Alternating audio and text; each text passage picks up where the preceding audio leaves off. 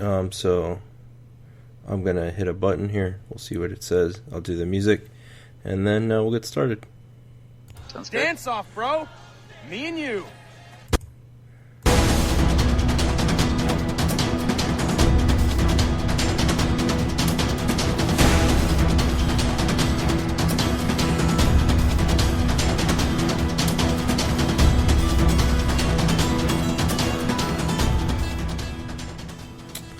What's up, everybody, and welcome to The Side Scheme, a podcast about everybody's favorite superhero card game, Marvel Champions.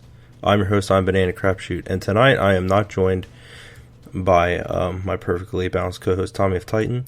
He is unable to join me tonight, so I figured if a child of Thanos is unable to join me, we might as well get someone just as villainous to sit in with me tonight. So with me, from the Critical Encounters podcast, is Steve. Steve, how are you?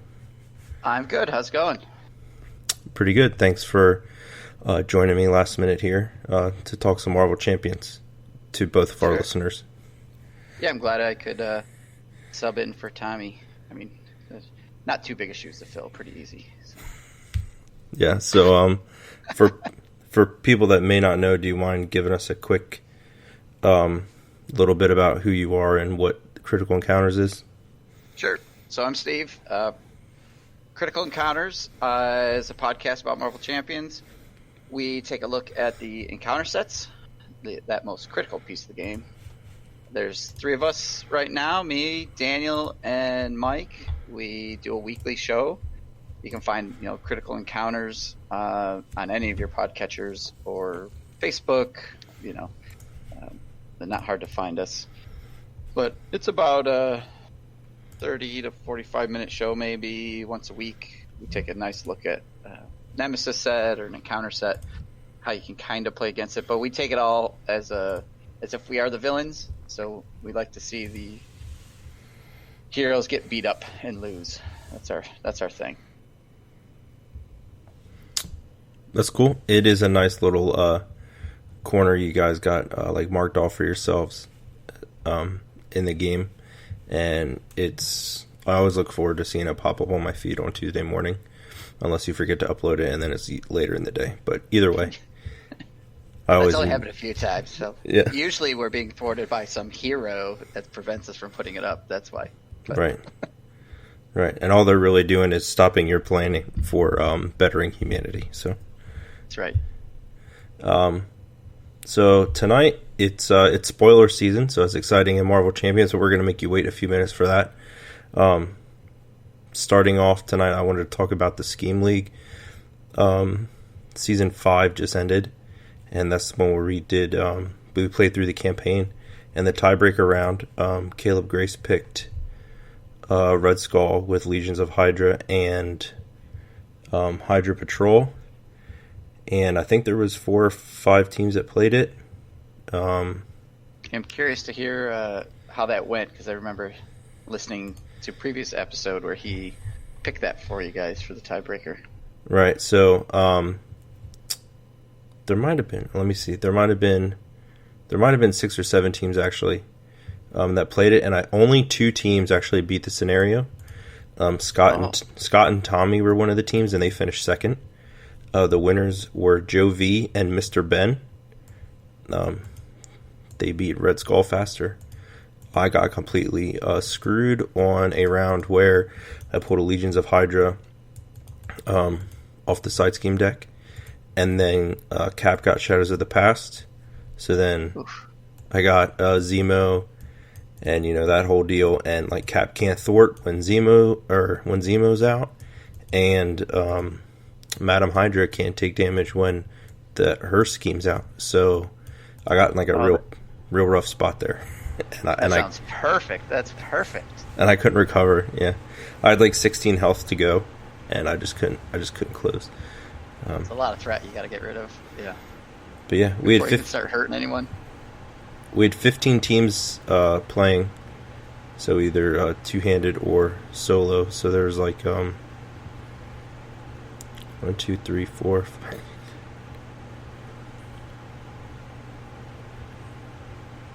So we probably had roughly 30 people like playing. altogether because there was a couple teams that dropped out because they couldn't finish games or whatever. That's impressive. That was fun. I think I played like season 2 or something, maybe. Yeah. I'm gonna have to try to get back in there. It sounds like a lot of fun. Well, season 6 will be starting up too. We're starting up soon. We're finalizing the details. We have like the scenarios that we're gonna play, and we slightly changed like the draft format each time. So we're trying to finalize like the tweaks for that before we like post about it. What season 6 gonna look like? But so your winning team there. What were their heroes? I'm not sure off the top of my head. Well, I can look in the pin post and see who they drafted. I think they were in the Titan division. I don't know. I'm sure it was some of the cheating heroes probably. It was Black Widow and Hawkeye.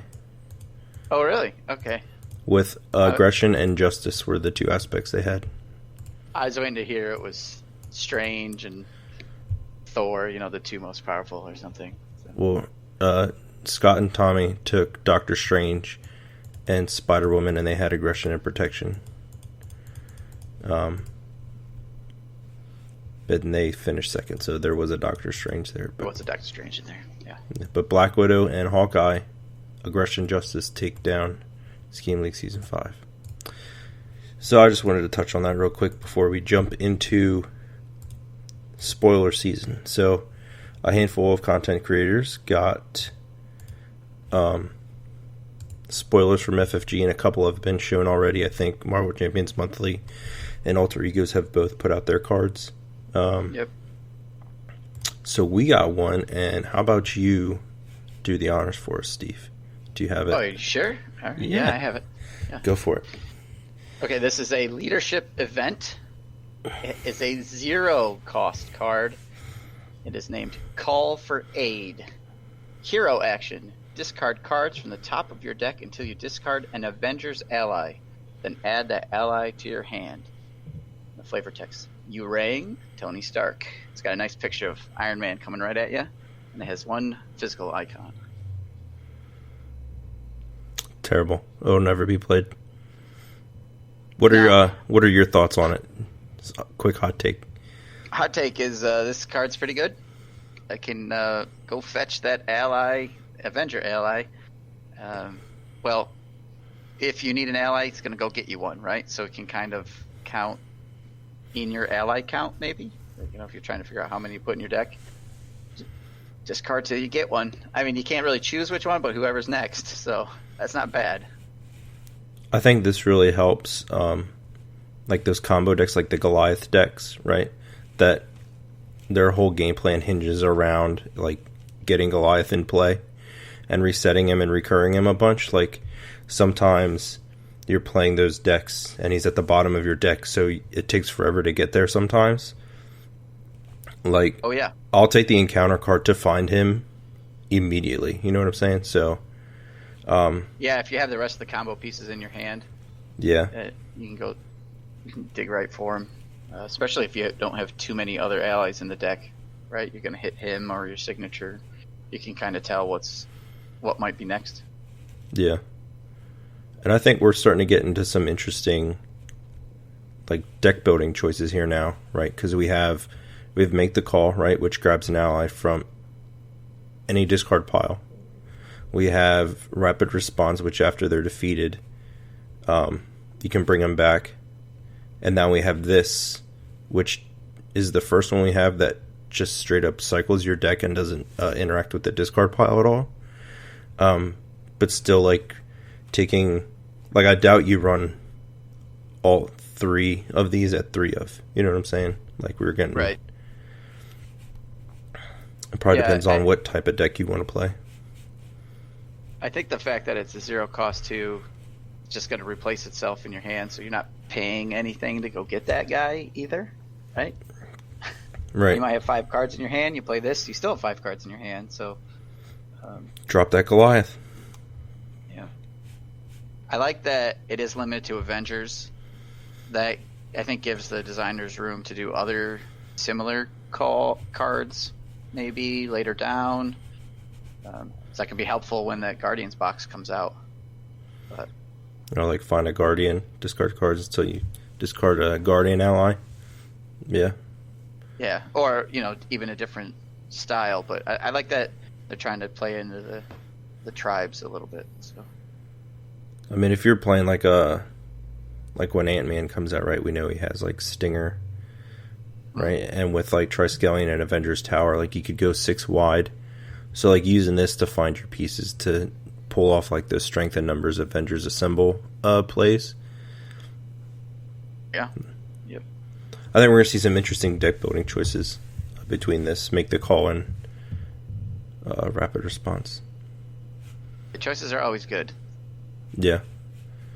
And I get leadership needed help. It's not that good of a aspect. Yeah, leadership wasn't consistently good as it was, right, so they right. they needed something. Yeah, they needed a buff. So I'm glad they got this. Yeah. Do you have anything else with the spoiler card we got from FFG? No, I would just say is this episode going to drop before Tuesday? Yeah, I'm going to put it up. It's going to come out Monday, October 26th. All right, so I would just tell everybody to just stay tuned and listen for our show that's going to come out on Tuesday. Yeah. So my plan is this is going to drop like in the morning around 6 a.m. And we're also going to have an article that coincides that Tommy wrote since he couldn't be on with us. So he wrote a little blurb, and then when I post it on the Facebook, I'm also just going to post the image in the comments. So if people don't want to listen to the podcast or have to read the article, they can still see the card. That's my plan. Excellent. I don't want force people to have to consume content they don't want to, because I mean, have to listen to a rap battle maybe. Yeah. I thought that was great. I don't know about other people, but it was fun. Yeah, I enjoyed it.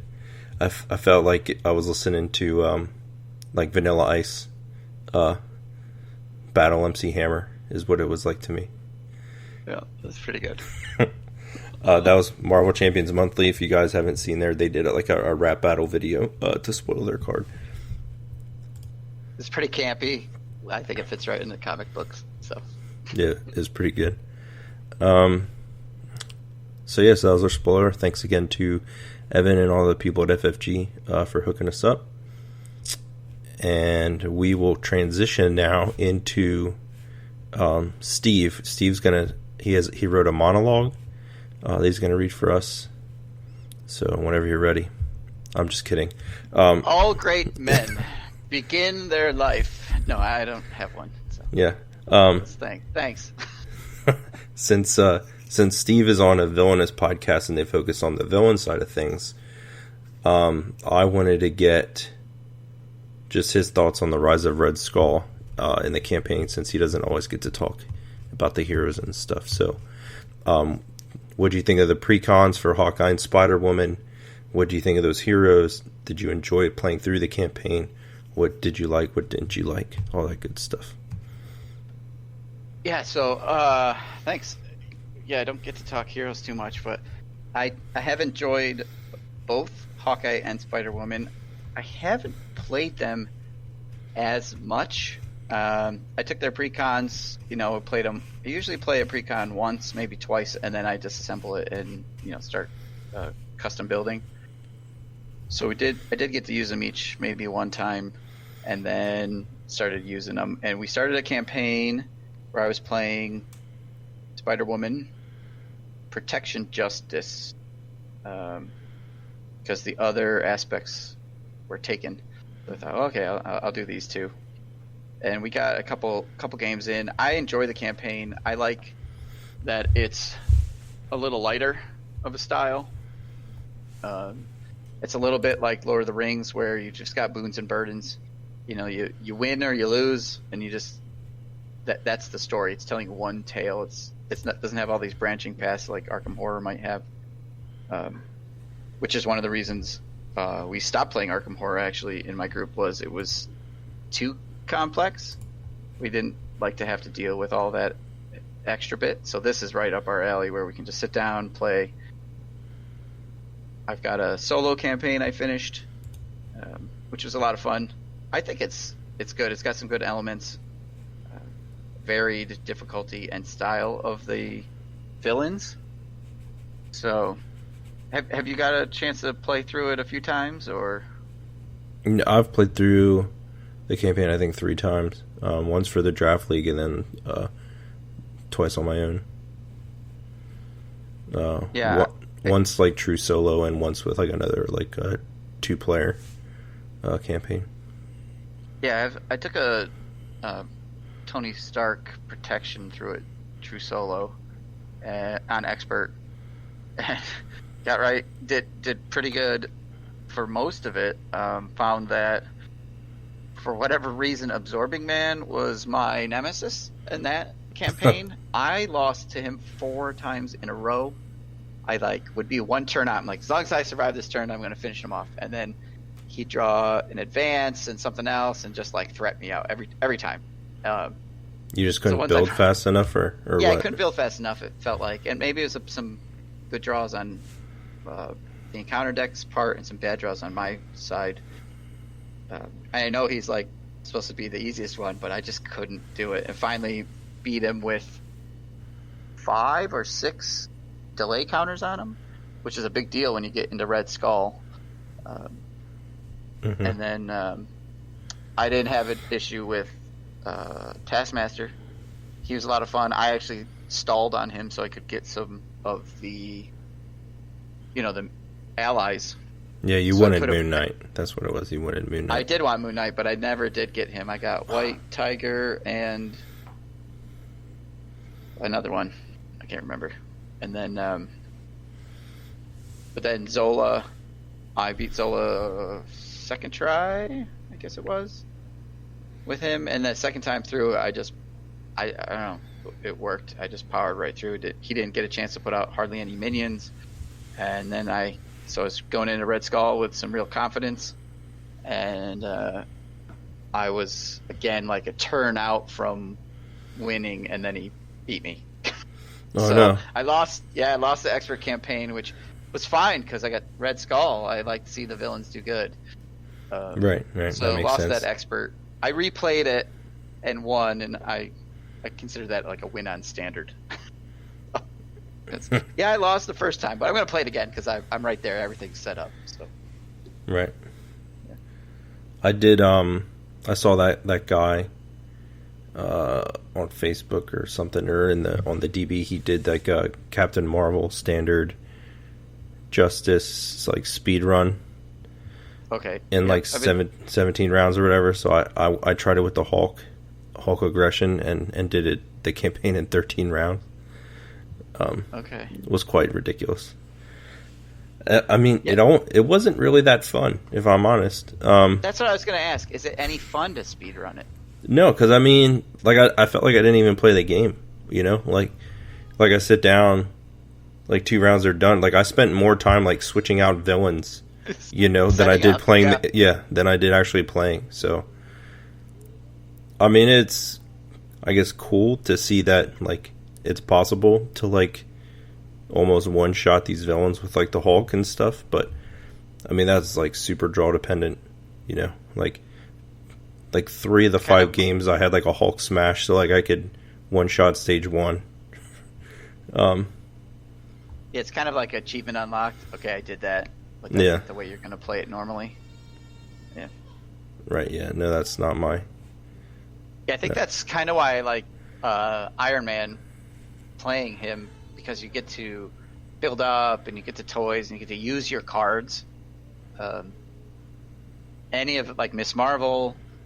Any of the heroes where you kind of like put a board out, even if it takes you 1 or 2 times through your deck, I enjoy that kind of game because then I get to combo off with the stuff that's on the table, and I get to use all my cards.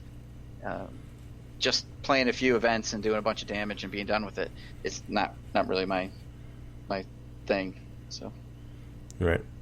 The other one I did, which was like a 2-player expert, was Thor aggression and Captain America leadership, and that was fun. I enjoyed playing those decks together. So yeah, I do like some Thor aggression though. So he's fun.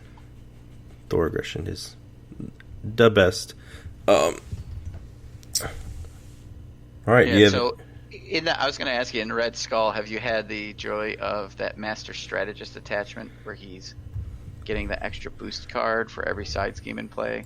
Have you had the fun of that, like just going crazy on you? Yeah, with two Legions of Hydra, Legions of Hydra out. That's how that went for me. Yeah. I mean, like, there's no way to get rid of it either. That's a great card. I can't wait till we can review that set on our show.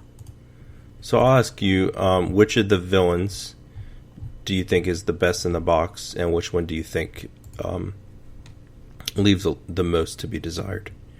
I'll say it that way. For like non-campaign play, like just straight up, like we're just gonna pick up and play. Yeah, just straight up like design, theme, feel, like enjoyment, difficulty, whatever personal qualifications. I haven't had a chance to play them all too many times. I think Crossbones is a good set. He plays well. I think it's kind of a nice standard style. Here's a straightforward villain. I like playing him. I know everybody knocks on Absorbing Man, but given the right setup, he can be kind of fun. Especially if you put in a modular set that has more minions, so that there's other stuff going on. So not goblin gimmicks. Yeah, not goblin gimmicks. Even some of the other ones from the goblin set that only have one, there's like just Scorpion in it. Like, those ones you wouldn't necessarily want to play with. Oh, Scorpion's a good one because you don't care about that second gang up. Yeah, I guess. Taskmaster, I haven't played too many times, and I don't know if he'd be a ton of fun outside of campaign because the captured by Hydra side schemes, aren't really giving you the payoff long term. But I haven't played him enough to say either way. Zola, I think, can be pretty tough, especially if you put in, more minions or attachments, making him, playing off his strengths. So that Zola can be a good test, I think, of a deck. And then Red Skull, I've only played a couple times. I haven't picked up any of these and really just played them outside of a campaign. So, but I think that's another. He can be a lot of fun too, though. I would guess, even outside campaign. I don't know if that answers your question. Not really, but that's fine. What's your favorite one? I think Red Skull. I think Red Skull is my favorite out of the box. I think Zola might be harder. There's some crazy stuff going on in the Zola set, but Red Skull's whole shtick I'm into. I do think there is a little bit of a miss in the Red Skull. It's more of a naming thing that bothers me. There's two Red Skull right hooks. One of them should be his left hook, and one of them should be his right hook. Because if they're both attached, he's got two right hooks. Two right hooks, yeah. So one of them should be his left hook, and one of them should be his right hook. I just think that would that'd make more sense. Yep. We'll have to talk to Caleb about that and see what we can do. Get him to change the title. Yeah. Yeah, Red Skull's side scheme deck is a lot of fun. Knowing that the encounter deck isn't going to give you any side schemes, that's going to be a minion treachery attachment, is can be a little interesting. And then waiting to see what that next side scheme is. Can I clear it so that Red Skull doesn't get all his bonuses? I mean, he's a lot of fun too. Yeah. And I have to play him a couple more times. He's fun. He's not easy either. No. But I'll tell you what, like when you're first playing like the campaign, you're like, all right, first villain, Crossbones, he's going to ease this in. It's like, boom, no, Crossbones is like a punch in the face. Like as soon as you start, especially like on Expert, here's this machine gun, and you're going to get all this extra damage right off the top before you even take damage from the actual attack. And it's just like, man, this guy is just... Yeah, and then you get a full auto, and then... Yeah, raid the armory, agree, and you get... Yeah, he is like a villain aggression deck. And it is... Yeah, that's a good way to say it. It's a lot of fun. Absorbing Man, I mean, we've talked about him on here before. I think... I don't know, I just feel like half the time he doesn't do anything. If there was like another super... just right. I think if there was like another super absorbing power, or if you could have more than one environment in play, so he had more than one trait, I think that would make it more interesting. But that wouldn't be super thematic, I guess, because of how much he has to like focus to actually like absorb the traits, like from the comics or whatever. If you wanted to give yourself a super challenge here, when you start, I was talking to Tommy about this actually. Take all the 4 environment cards and put them out and play right at the start of the game. Just leave all 4 out. Yeah, that would definitely make it harder. Yeah, you're gonna hit each one of those, every turn. They're all triggering. I mean, that would ramp it up ridiculously. Or even if you did like a Red Skull sort of deal where you shuffle them all and you're gonna reveal one every turn. So and maybe remove the take off a different one, right? So like, yeah, you're always putting one out, and maybe you have a max like 2 at a time or something. Then you shuffle the one back in. So they'd be out more often, and you'd have more of the effects, and he'd have multiple traits more often. Would be fun. Yeah, I think if I had to rank them like favorite to least favorite, just like overall, all things considered, difficulty, personal enjoyment, design, theme, like all that stuff, it'd probably be Red Skull first, Zola second, Crossbones third, Taskmaster fourth, and Absorbing Man fifth. I think that's how seems like that's a good rating. That's how I'd do it. Have you played Kang at all yet? Actually, no. It's still sitting there waiting for me to play. Kang? Haven't found the time. Kang is awesome. Kang is... I'm going to say it. It's the side scheme's favorite thing in the game right now. Tommy's completely in love with it. Is my favorite scenario. Kang's awesome. A++. I hear it's really fun multiplayer, so I've been waiting for our group. So I didn't want to like play it solo and kind of spoil it. You got kids, right? Yeah.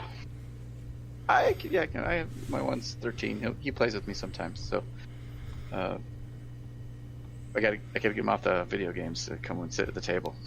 So you guys both play two-handed, and then it's like a 4-player game. Yeah, that's true. We'll see what I can do. Play Kang. So before you play anything else, play Kang. Yeah. All right. Do you have anything else you want to touch on? I think we said this. I was going to ask you in the campaign if you played with any of the obligation cards. Like, did you ever put any of those in? No. Yeah. I did not need that in my life. No, me either.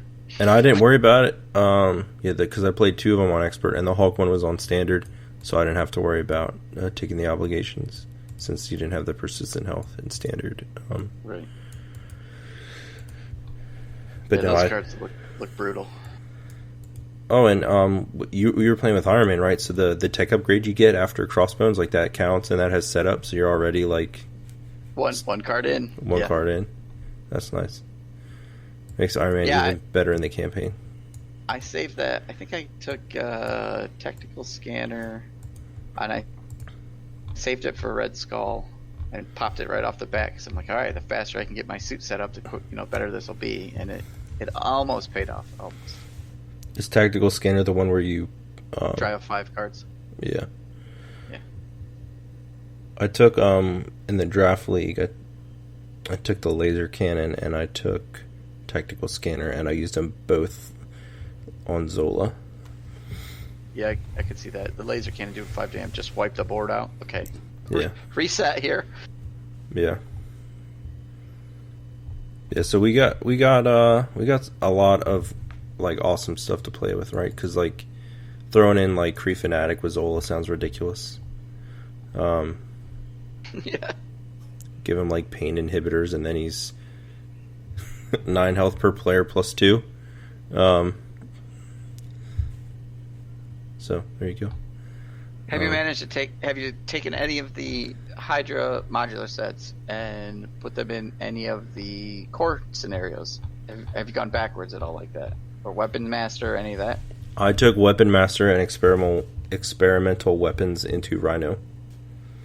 Okay. And I lost. So there's that. Get them all loaded up with stuff, yeah. Yeah. He got built up pretty quick, and I lost to Expert Rhino. That's what I like to hear. Good old Rhino. But I did not play with like Hydra Assault or Hydra Patrol outside of the campaign. Yeah, I haven't had a chance to take anything backwards yet like that. I mean, that Weapon Master set's pretty nasty. Right? Well, it's got 2 villains, 2 copies of Weapon Master, which is basically an assault or an advance. Yeah, because most likely they're going to have a... Oh, yeah, and then it might surge, too, because they might have a weapon attached to them.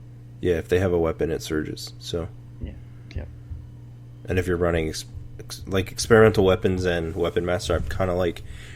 Outside of, like, the campaign, I'm kind of... In my head, it's like a combo package, right? So... Right, here's some weapons, here's some cards that trigger off of weapons.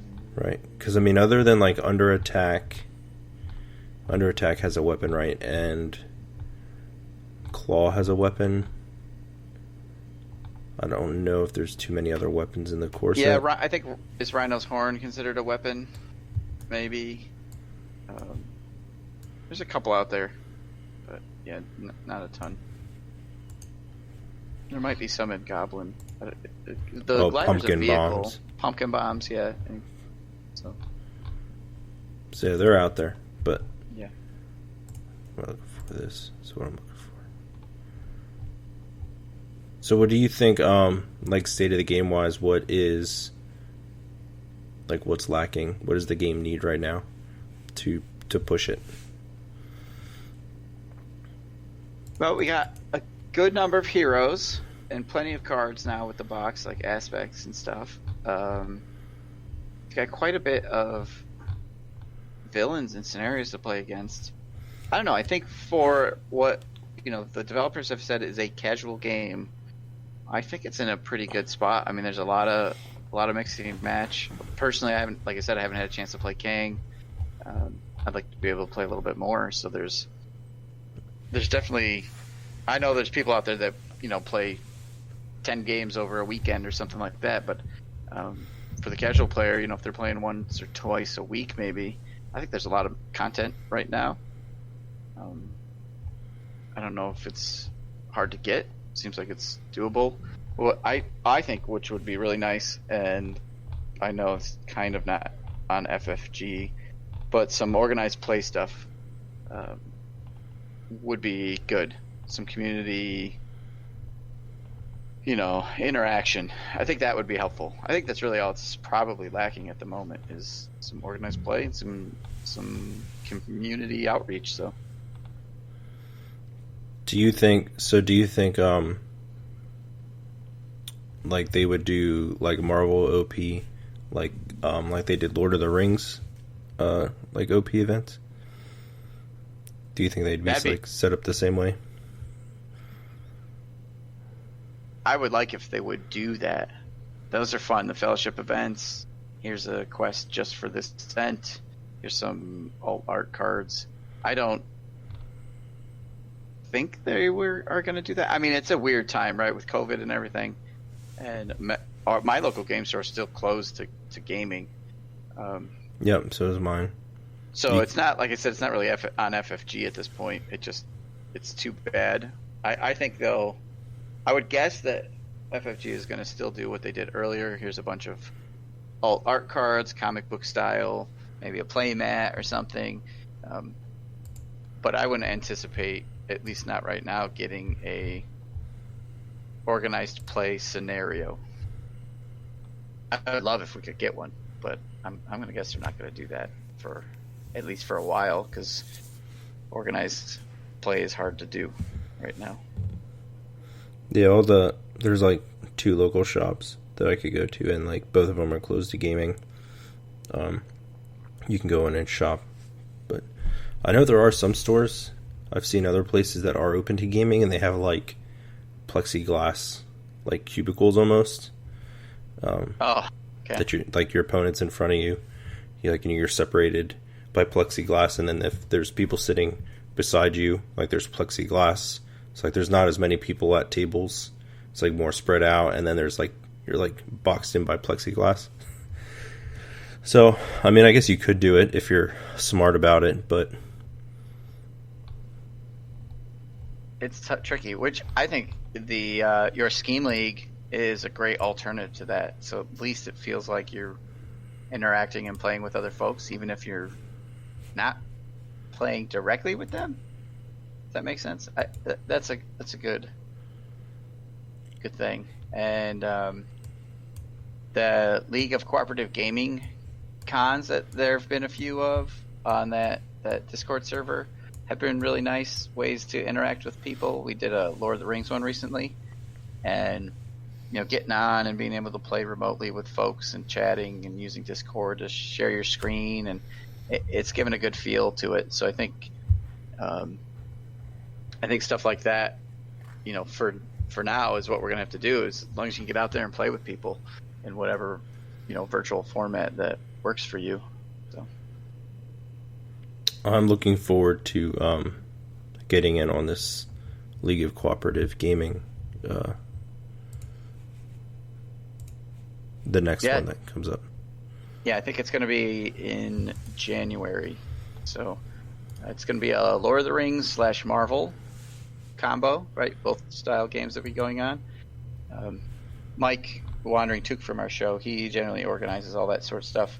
And I think the dates are set, and we'll have some more official announcements coming up soon, so people can kind of mark off the weekend. And you need Discord, and you need some way to play online, so TTS or Octagon. Both of those work really well for Marvel and Lord of the Rings.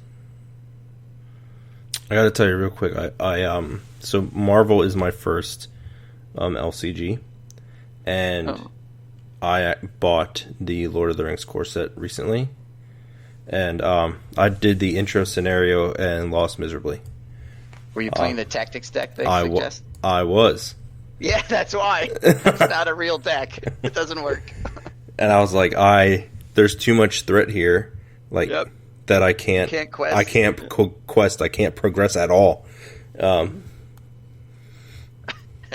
So I was behind from the start. That's a real miss on FFG's part. Like, here's a deck you can play, and it should say only if you're playing 2 players and the other guy's playing the other deck.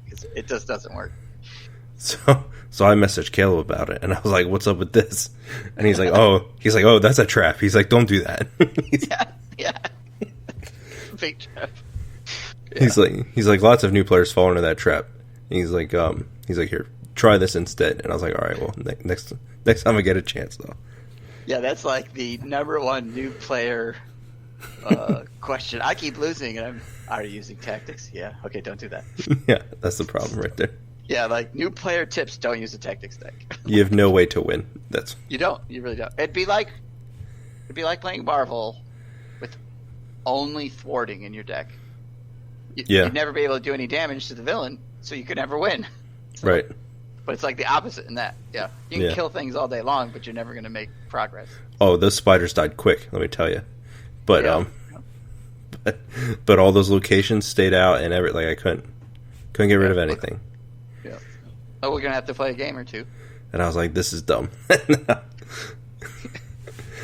then he's like, "Why did I buy this?"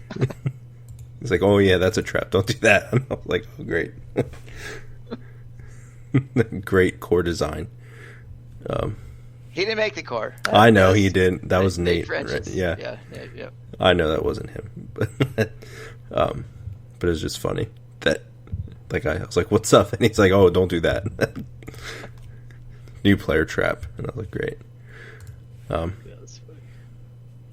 Yeah, but I haven't tried Arkham yet either. I don't know. That seems a little too like involved and intense for like where I'm at right now, like in life, to be able to commit to like playing that game.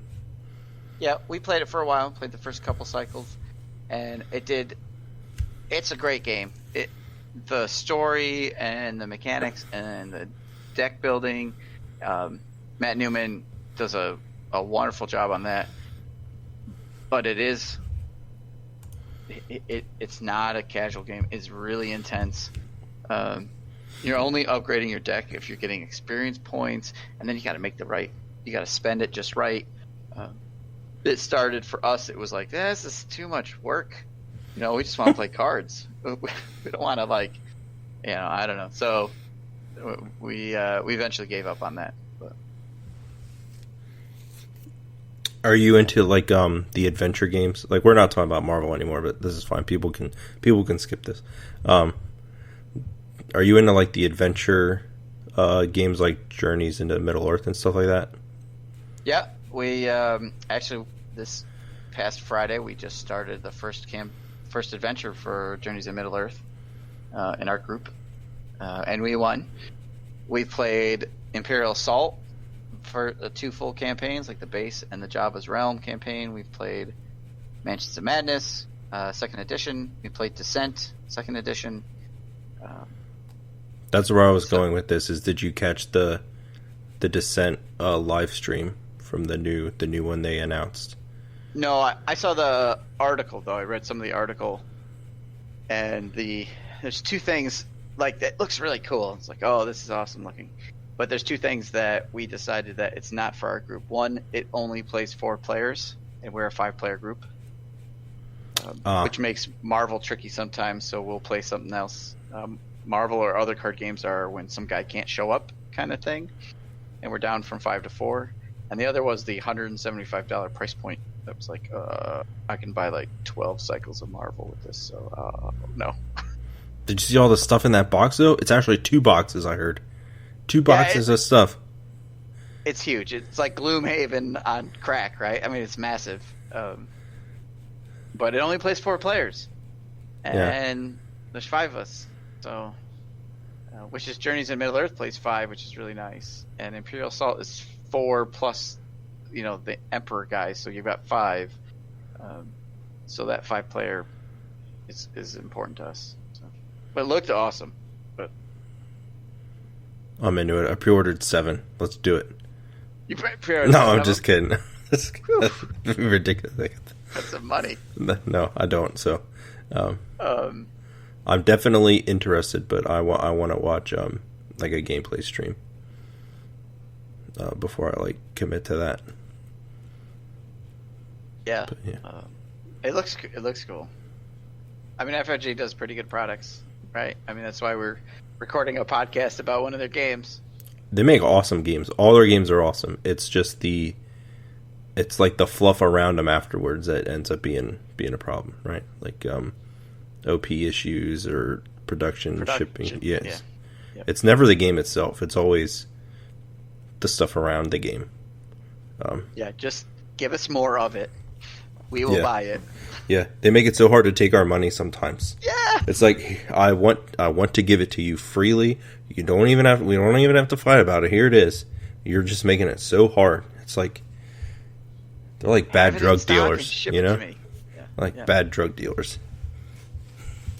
Yeah, well, I was just clued into Legacy of Dragonholt, which is an FFG, kind of an old school choose your own adventure RPG style without a GM. And it plays up to 6, so that fits our group. And I looked online, and FFG out of stock, out of print. It's only like 2 years old. They don't have it anymore. Oh man! So. The new X-Men game that's coming out, Insurrection. How many does that play up to? I don't know. That not as high on my radar right now either. You don't like the standees? Yeah, maybe. I mean, that's not the worst. That's okay. I've been playing board games a long time, so I'm used to that. But I don't know, something about it. I got my one Marvel game. I don't know if I need to. What about you? I'm interested. I've heard people say it's just a reskin of Elder Sign. So if you've played that, I guess you know what you're in for. I've never played it, so I don't. Elder Sign is the big world-spanning one, right? And the Arkham Horror is the smaller version. We have played Elder Sign. I think I'm right. Oh no, maybe I'm thinking of Eldritch Horror. We played Eldritch Horror, so. X-Men Mutant Insurrection, 1 to 6 players. Okay, here we go. Talk one of the other guys into buying it. So. Is Elder Sign an Arkham Horror? Is that what it is? It's in that family? Yeah, it would probably be a fast-paced game. Arkham file. Yeah, a fast-paced game of dice and insanity, it says. Oh yeah, that's not the one. We played Eldritch Horror, which you can play up to 8 players if you have 16 hours Jeez, to play. For real? We played one time with 8 players, and at a certain point we were like, I think we're gonna lose. I think we're gonna lose. Okay, it's like 2 a.m. We started at 6. We're done. It can get really long with 8 players because we started taking our turns simultaneously, and we just started it says 2 to 4 hours, but not at 8 players. So, jeez, it's a good game, but that's one where it's always razor's edge too. You're gonna lose more often than you win. Same with like the Arkham Horror card game, Lord of the Rings card game. A lot of these ones, you're going to lose, I think, more often than you're going to win, which is a nice switch for Marvel for me, because I feel like on Marvel, I always have a shot of winning, even with like a silly theme deck. I don't have to bring optimized Doctor Strange. I can just, I can bring something fun, and I still have a shot at winning. So I gotta tell you, man, that's one thing that drives me crazy that I see like on Facebook or on Discord is like the people that ridicule other people for like they'll post a deck list that's not 100% optimized, but it's themed and it's fun and you can still win with it, but then people still shit on it because it's not the most optimized deck you could make, Yeah, that's no fun. This game's supposed to be about fun, right? I mean, yeah, it's not a competitive game.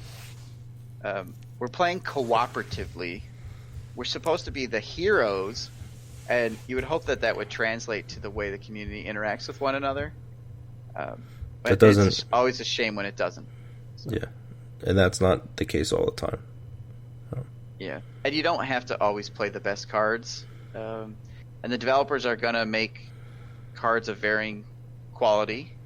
And some people are going to like one, some people are going to like the other. And you don't need to always play the best card just because you want to try something different, right? If you're always playing just the best cards, you're always getting the same experience.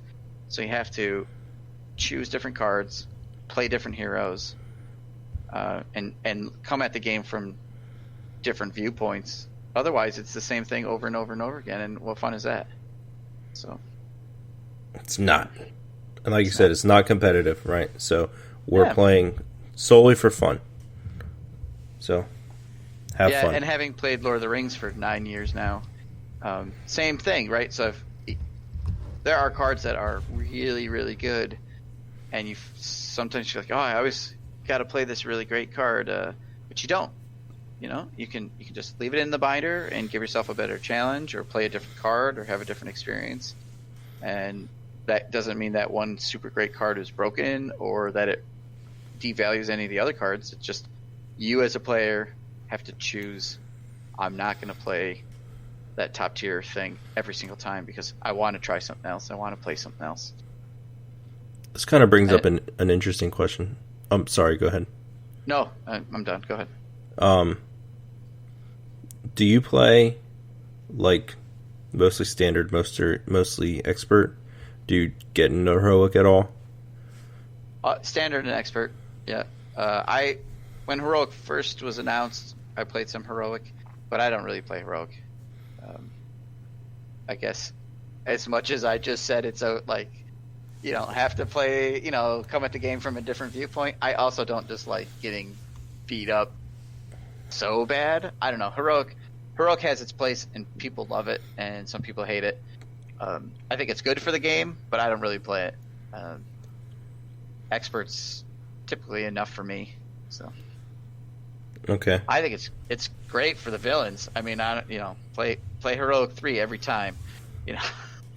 That's what I should be saying as a villain. But yeah, try that FFG challenge. Yeah. What about you?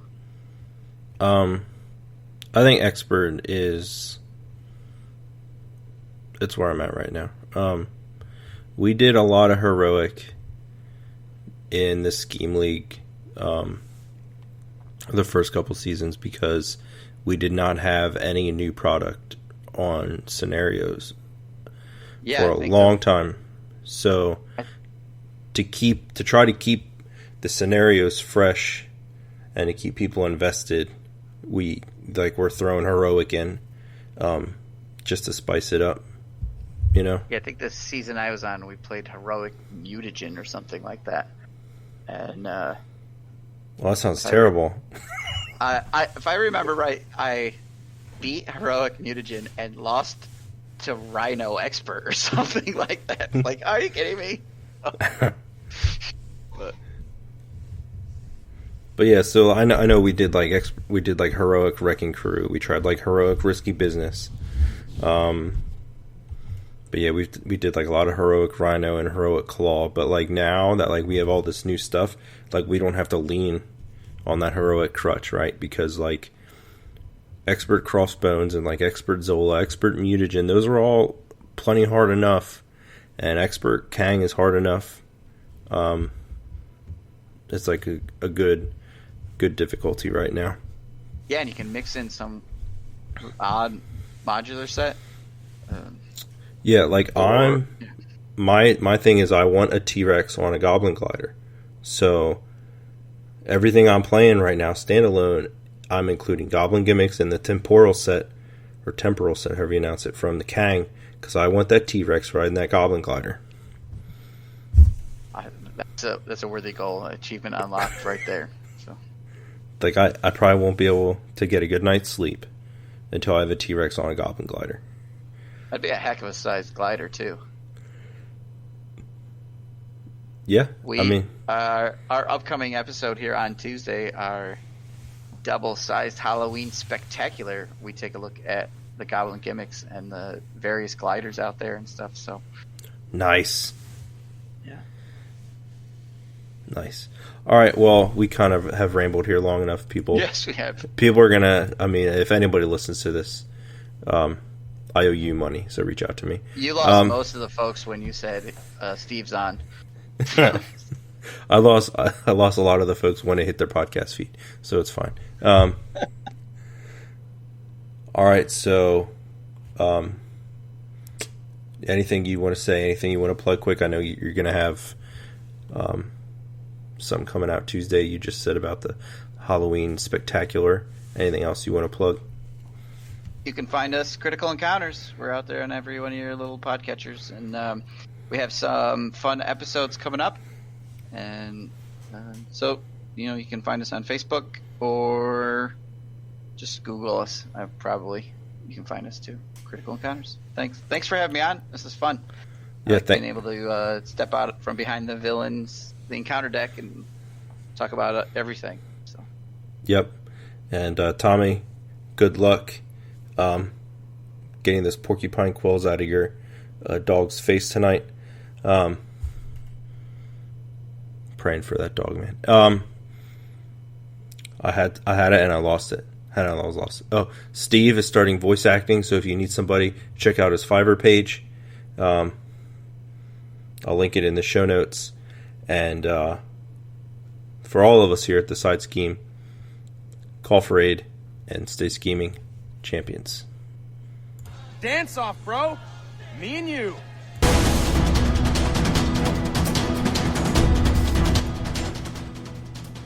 And that's it. That's the end of it. By voice acting, what are you talking about? Oh, people are going to like the link I posted in the show notes for that, too.